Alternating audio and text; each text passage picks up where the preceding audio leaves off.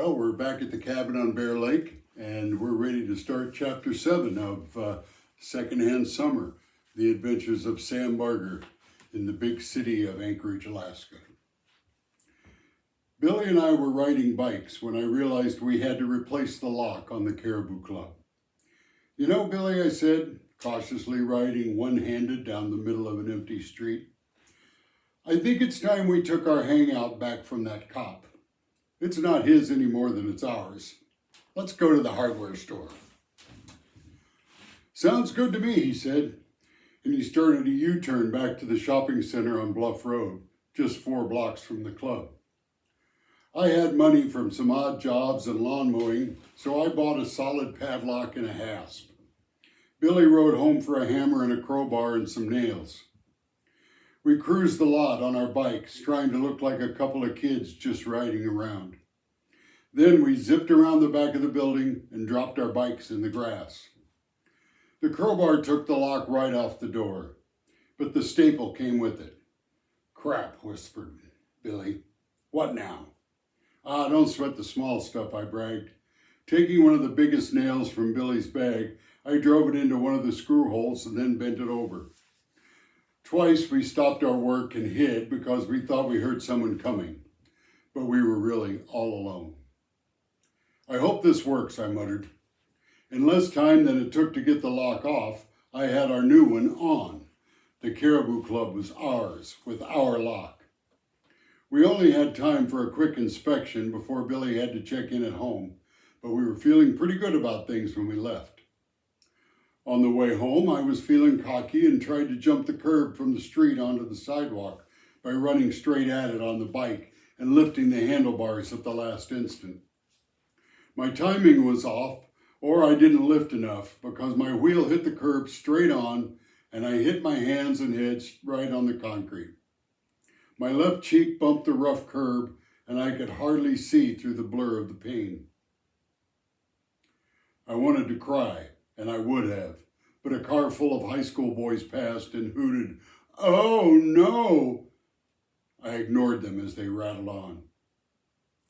They deserved nothing from me, especially not my tears, so I choked on them even though my cheek was swelling and the blood ran down my hands and a knee. The front fork with the wheel still attached was bent at a 90-degree angle to the rest of the bike. "Are you okay?" asked a voice that I knew too well, a voice I didn't want to hear at all. Not any day that I could think of, and definitely not this day. Mr. Perfect, Alan. His hand touched my arm, and my shame should have burned his fingers. I had no honor or armor to face him with. I turned my head and rubbed my tears with the blood on my hand, and 2 salty liquids mixed and stung my cheeks like vinegar. I knew he could see I'd been crying, that I was hurt, and that I was ashamed, but his voice was kind. "Man, I didn't think you'd get up from that one. You're a tough rider, Sam." I fall a lot. I wish I had a long sleeve to wipe my nose on, but I didn't, so I wiped it on my bare arm. My bike lay on the curb, and with the front fork bent so it pointed to the sky, with the front wheels spinning slowly and squeaking. Alan leaned past me and lifted my bike with one hand and studied the damage. "Here's your problem," he said. "Metal fatigue. See where this fork's bent over?" "What's metal fatigue? Why did this guy have to be so nice? He was supposed to be the evil one that had captured my true love. This kind of guy would run me over, not pick me up, and tell me my bike had metal fatigue." "Oh, metal fatigue means that the metal is old and tired, not as strong as it used to be, kind of like a chunk of rotten wood. It couldn't take the stress of hitting that curb. It just happened to the leaf spring on my car, and it broke one day. Scared me to death." "Really?" I asked. "You were scared? Mr. Perfect?" He brushed off my back without answering, and then scooped up the bike. A left hand reached without effort into the car and snagged the keys, popped the trunk, and loaded my bent bicycle. Hop in, I'll give you a lift. I stumbled helplessly into the car. I wasn't weak from the fall, just unable to resist the warm kindness that he presented like a gift that only he could give. I sat once more in that shiny '56 Chevy, trying to sit so that I didn't bleed on anything and spoil the perfection. Why don't you let me borrow that bike and I'll stick another fork on it for you? Well, I don't think I can afford a new fork. Ah, who can? I got a couple old bikes at home. I bet one of them will fit. It wasn't that long ago I was riding a bike to get around just like you are. He seemed determined to make me feel small and useless by doing for me all the things I could not do myself. I wanted to strongly and forcibly say no, but I could only fix it myself, that I could actually fix it myself. I knew that. He knew that, but I let my pride speak anyway. I can fix it, I said. I figured with you not having a dad and all, you wouldn't have the tools. He watched the street and the people slowing down to admire his car. He was careful not to look at me while I thought it over, like he knew that I would find it too easy to say yes. Yeah, I guess I really don't have the stuff I need. Great. What's your apartment number? I'll drop her off when she's rolling again. He called the bike her, and I knew he treated things that way, trusting that if he were nice to them and gentle, he could fix anything he touched. I knew it would be several days before the bike came home, and I even imagined when well away from his charm and charisma that I might never see my bike again. Sure, it was only secondhand, but it was all I had. The next day it didn't matter, because not only was I bruised and sore, but I was also vomiting up everything I ate and drank, and I ate with a torturous fever. Summer flu had landed both feet on my stomach. It was in this crumpled state that I met Janice, one of my sister's friends. She was loud and small, with impish curly hair and a giggly voice that sounded like she was talking and trying to keep from laughing at the same time. She was older than me, but looked and acted young, so I guess I could feel kind of confident around her. She was hanging around the apartment that week, and she was the one that brought me tissues and cold wash rags. On the third day of my sickness, she sat on my bed and touched my black and blue cheek as she pressed damp wash rags against my head so that the cold water ran down my neck and chilled me beneath my fever. I'm studying to be a nurse, you know, she said. Really? Yeah, and you're my first patient. I think it's good to practice. I want to be ready. Can I have some water? She brought the water and looked down at me as I drank. It was hard to drink lying down and the water spilled on my shirt. Oh, you're just going to have a straw, she said. And away she went to the kitchen and returned with a drinking straw. Don't you think it would be great working in a big hospital, taking care of people? Really doing something good, you know? It's going to be so groovy. Janice was still talking when I dozed off, and when I woke from my nap, she had fallen asleep beside me. My fever had broken, and I lay stinking and clammy in my sick bed. I managed to open a comic and read without waking her. I had never been this close to a sleeping girl, other than my sister, and it was exciting and scary, like when I snared my first rabbit. When she woke a few minutes later, she tried to act like she wasn't embarrassed. What are you doing? She asked. Comics, reading comics. She grabbed a Richie Rich. This is my favorite. And she lay on the corner of my pillow and read comics with me until somehow our hands were crushed together on the edge of a Captain America that I had just started, and she was reading over my shoulder. Well, we're holding hands, you know, she said after the third page. Uh-huh. Do you like that? Sure, I choked out. I got through 2 pages without reading a word. A new fever had struck me. She leaned close and she smelled like soap. Not clean, just like soap. And I thought of how gross my breath must smell after 12 hours of vomiting. And then my lips were on her cheek. They seemed to paralyze her entire body until I wondered, did the cheek have no feelings? If she slapped me, I might just wet myself or vomit. But she didn't. And then she turned her head and I kissed her on the lips. We stayed there frozen for a while. Me still gripping the Captain America comic as if I was reading it, my sweaty hands seeping through the pages. My limbs did not move, but my heart revved like I was halfway through the 100-yard dash, and each of my bones had become a great rod of fire, seething like magma beneath my fragile crust. Here was passion, hampered only by the crick in my neck and a total lack of direction. What was I supposed to do besides kiss her? "What are you two doing in there? Are you making out with my little brother?" Mary's voice crashed through the door like bolts from a witch's wand, and the spell was broken. My magma cooled, and Janice left, giggling. I lay, without moving, and imagined the right words and the motions to carry this princess into a kingdom where I was the king and really knew how to kiss. Then, without warning, a great spasm shook me, and I vomited right into the trash can beside my bed. I felt so much better after that, and I slept till well past dinner. I didn't see Janice again that summer, though I thought of her often, and sometimes in a restroom or a store, or maybe standing online at a movie, I would smell her soap smell, and it would awaken an appetite in me that I couldn't understand. When my flu was gone, and I was inspired by my bedroom encounter with Janice, I went in search of similar excitement in some dangerous ways, girls. Shirley and Janice had awakened me to the knowledge that there was magic beneath those jeans and t-shirts.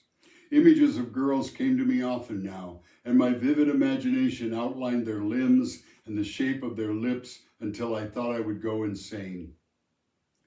On the first hot day of July, Taylor and I were reading comics in Masic's bedroom while he finished his chores.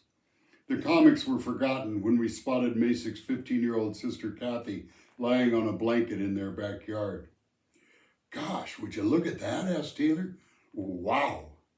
"Oh yeah, I'd give $100 to be that blanket," I said, not turning my eyes from her chest, rising and falling with a beguiling rhythm.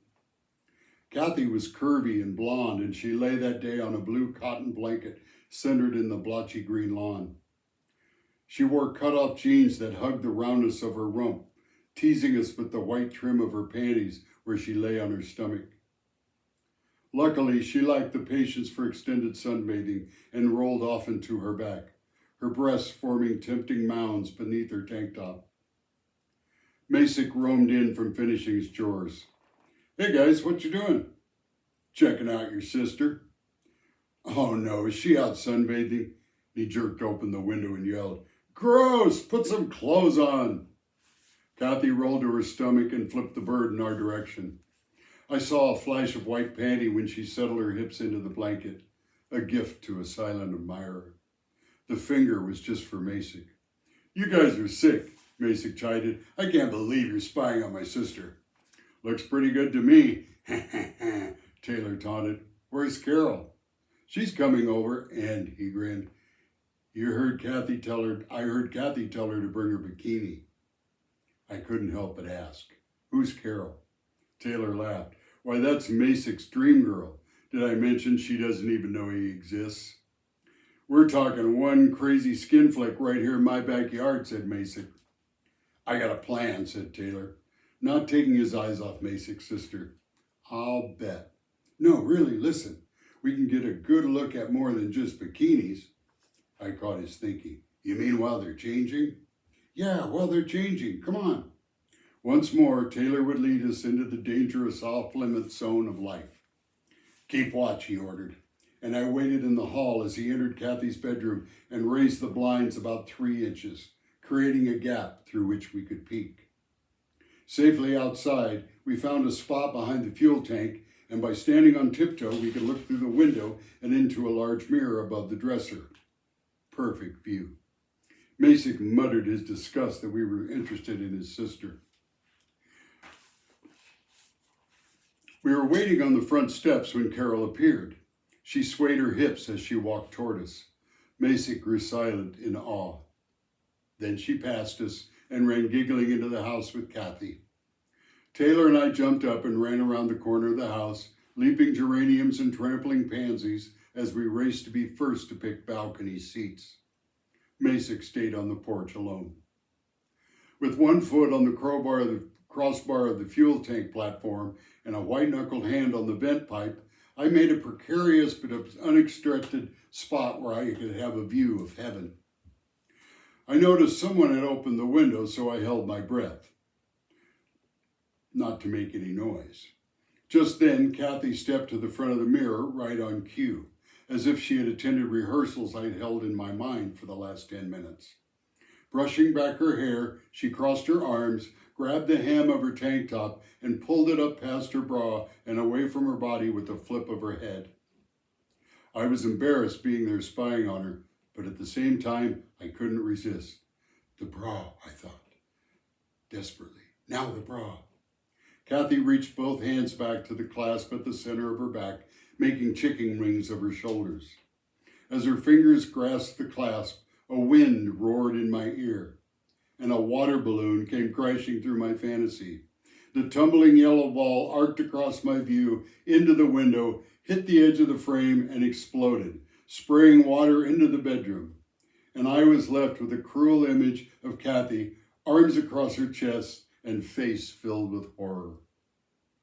I would never forget that face, no matter how many months passed, and when I saw it, I was ashamed. Masick tried to make up to Taylor and me by buying us pop with his paper route money, but we couldn't tell him how much it hurt, and he couldn't get over the delicious joy of his prank.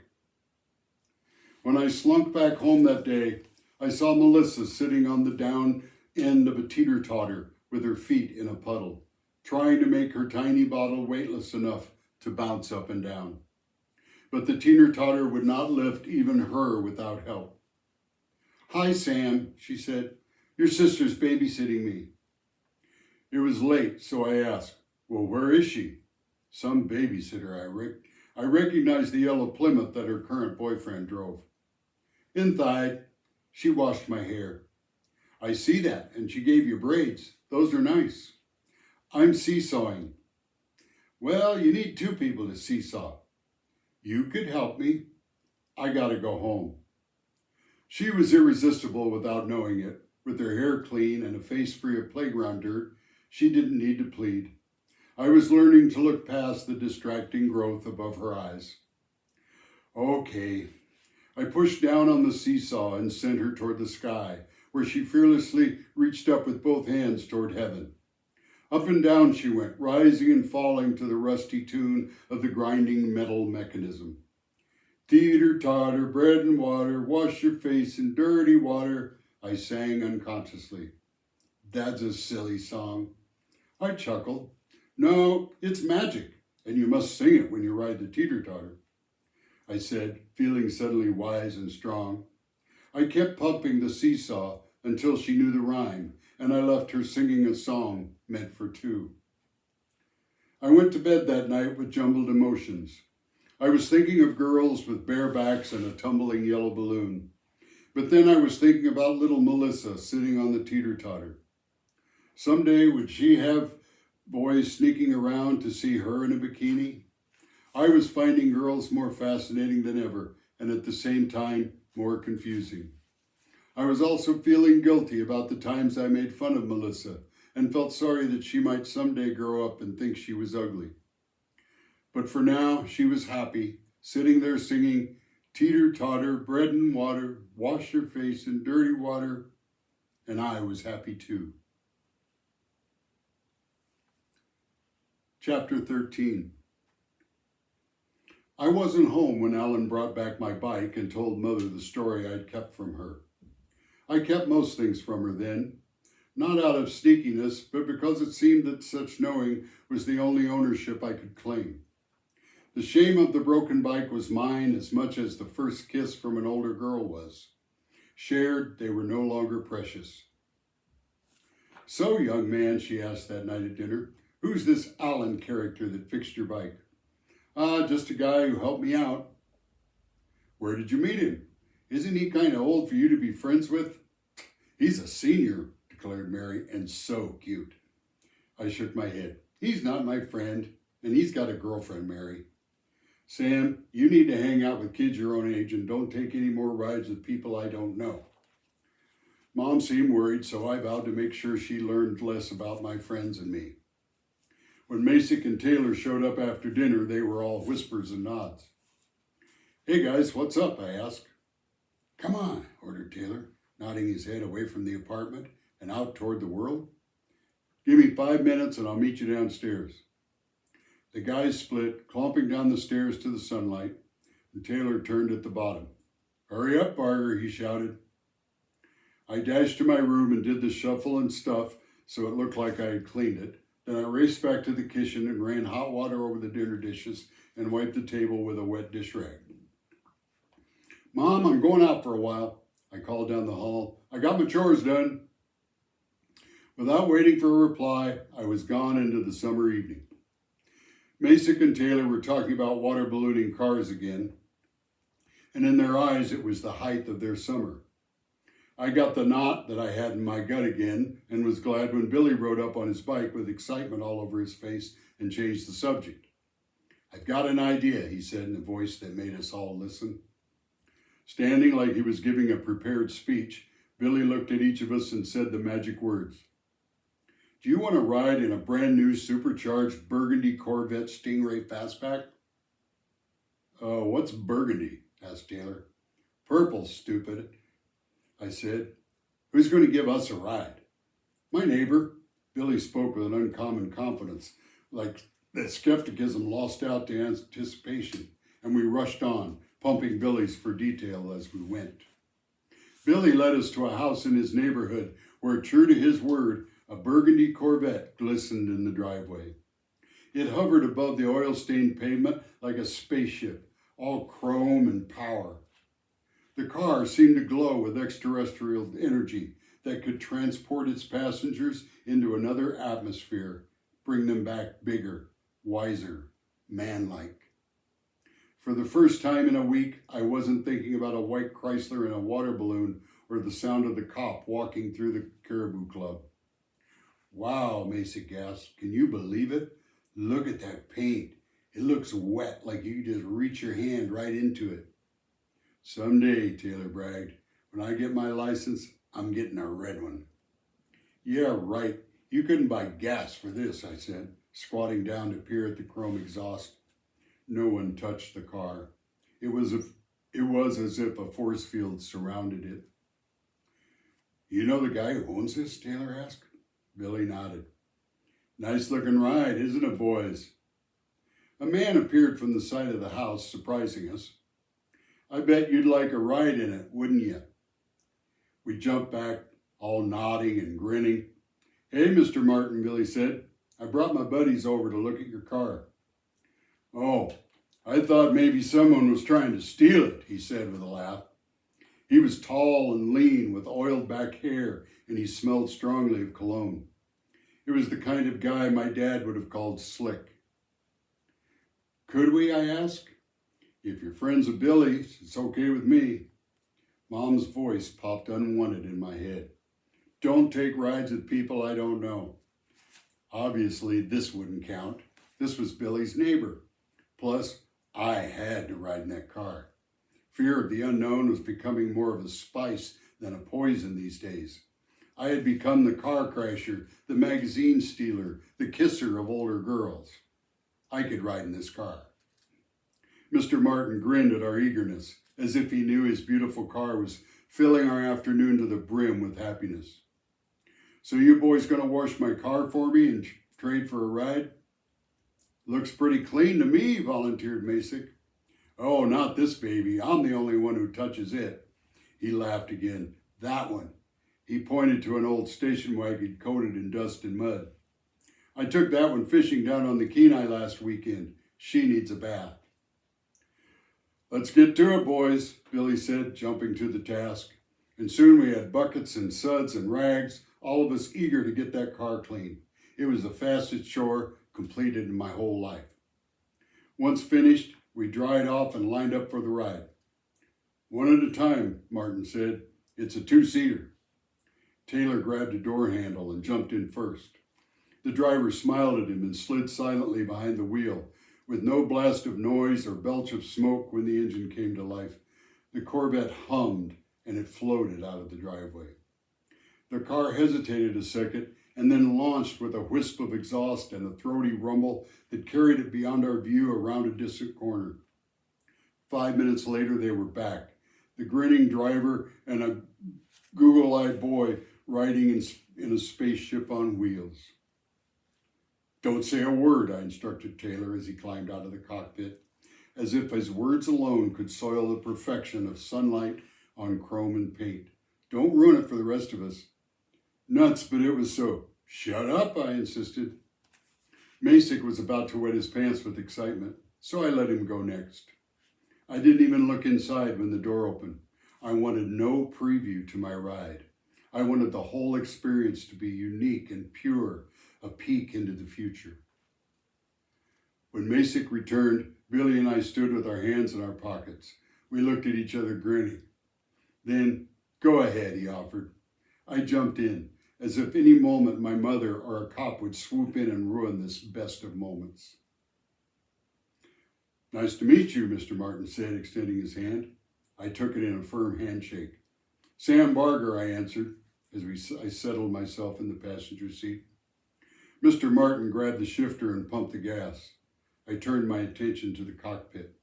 I couldn't believe it. I'd seen pictures of the tight cockpit of a racing car, and I felt like that's where I was. The leather seat seemed to wrap around me, and the dash was bright with chrome and gauges. I sucked in a delicious noseful of new car smell. Then I tried to picture myself as I was at that instant, sitting inside that beautiful car. But it made me feel grimy and poorly dressed, so instead I made a face at the other boys outside the window.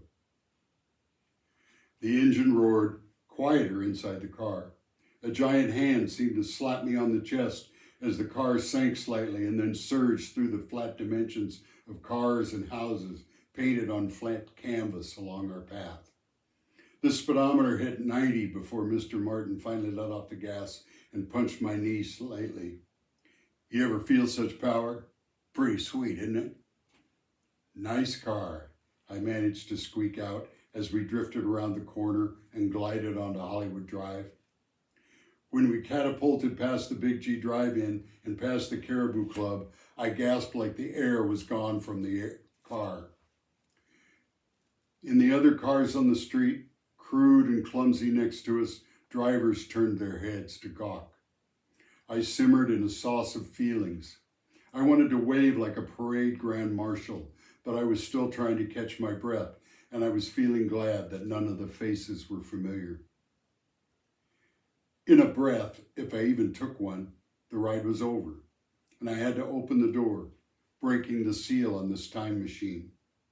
I had traveled into the future, and now I was returned to my life as a kid. I was still just a boy in jeans and a t-shirt, standing in front of Mr. Martin's house. "Sure beats walking, doesn't it?" Taylor said, with an interjection of reality. "You know, I hope they make it illegal for you to ever own a car like this," I said, surprised at the mean tone of my voice. The roar of the Corvette ended our duel, and I tried to laugh as we watched Billy disappear in the glare of the sunlight off the rear window of his dream car. I wanted to see his face, but I had to settle for imagining him sinking back in the seat, swallowed by the ecstasy. It would have been perfect for me and Billy to walk home together, reliving those precious minutes as we each spent in the atmosphere, but I couldn't risk getting home late. One of the gauges in the Corvette was a clock, and it was pushing up on Mom's precise 9 p.m. curfew when we had pulled into Mr. Martin's driveway. I couldn't stand being grounded this week, so I left Billy to savor his ride alone. Tomorrow would come soon enough. That night, I couldn't bury the image of the car ride, the smells, the sounds, the feeling of being pressed back into the seat as we accelerated. Over and over, I pictured Billy and me riding away in a spaceship that lifted off the street and disappeared into the darkness. "Sam, wake up!" My eyes snapped open, and my mother's worried face filled my vision. "Sam, wake up! Something terrible has happened." we'll have to wait till next time to find out what terrible thing has happened in Sam's life. Thank you.